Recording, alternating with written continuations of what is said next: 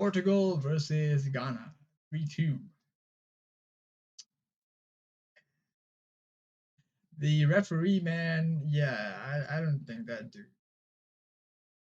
I don't think he knew how to control this game at all. Because that dude was making a lot of bad decisions in this game. That dude. And then they also mentioned that he's actually an American referee. Yeah, that might explain a little bit about that. But so 3-2. First of all, Ronaldo's goal that was disallowed. That was a goal. That was not a foul.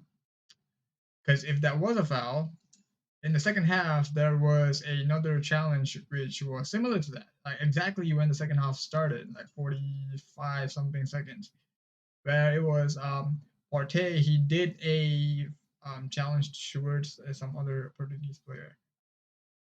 So that challenge was the exact similar to the one that Ronaldo did to that that player.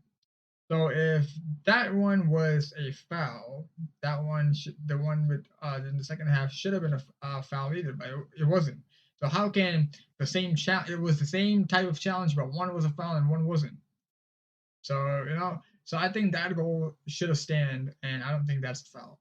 Right? So it was like it wasn't really like a thing push. So I think that was not really like the commentary said it was like a 50-50, but I don't think that's enough to be cancel a goal, you know what I mean? And then you go to that penalty that Cristiano Ronaldo got. That was not a penalty. That was not a penalty at all. Mm-mm. Mm. That was not a penalty.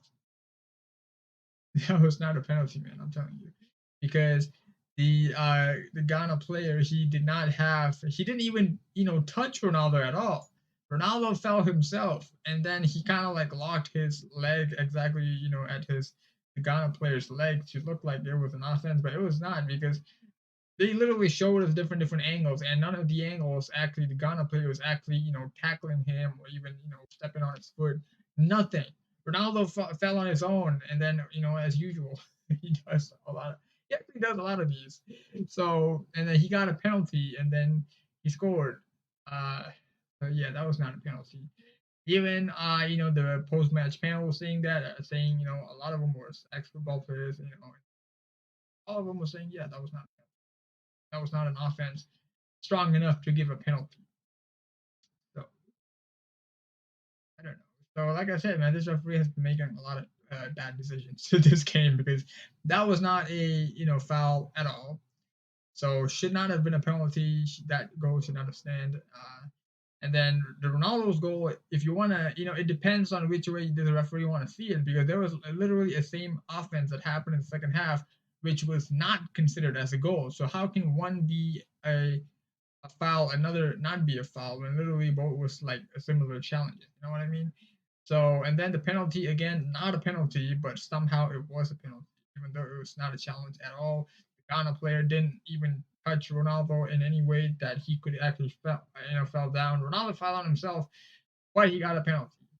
And of course, all the Ronaldo fanboys, idiots, yeah, I'm gonna go off on people saying that that penalty is not deserved, because anyways, Ghana, I would say in the first half, I would say they was pretty clumsy with a lot of the chances that they took in terms of even goalkeeping or even the attack wise. They were pretty clumsy, but in the second half they turned into probably the best team they could be. They was the teamwork that they put on in the second half was just amazing to score two goals. And at that point, I was like, oh, God, please, Ghana, just do whatever you can to win this game, because they played, so good as a team that I'm like, yeah, you know what? I want Ghana to win this game. Cameroon should learn a lesson from Ghana, because both of y'all are from Africa, right? They should learn a thing or two from Ghana to play as a team rather than, just doing everything yourself. So Ghana did well as a team. And that last one, I'm like, yeah, bro, please make that go in. That should have gone in. The last part where the Ghana player was actually behind the goalkeeper didn't see him. He slipped, and then it all messed up. I was like, oh man, that should have been 3-3, man. That should have been 3-3. Because I mean, it would have been 3-3 either way. Because if you take away the penalty, like it should have been, and you let his first goal go in, so I think it would have been the same, right? Because if you know put one goal, take away one, it would have been still it would have been three.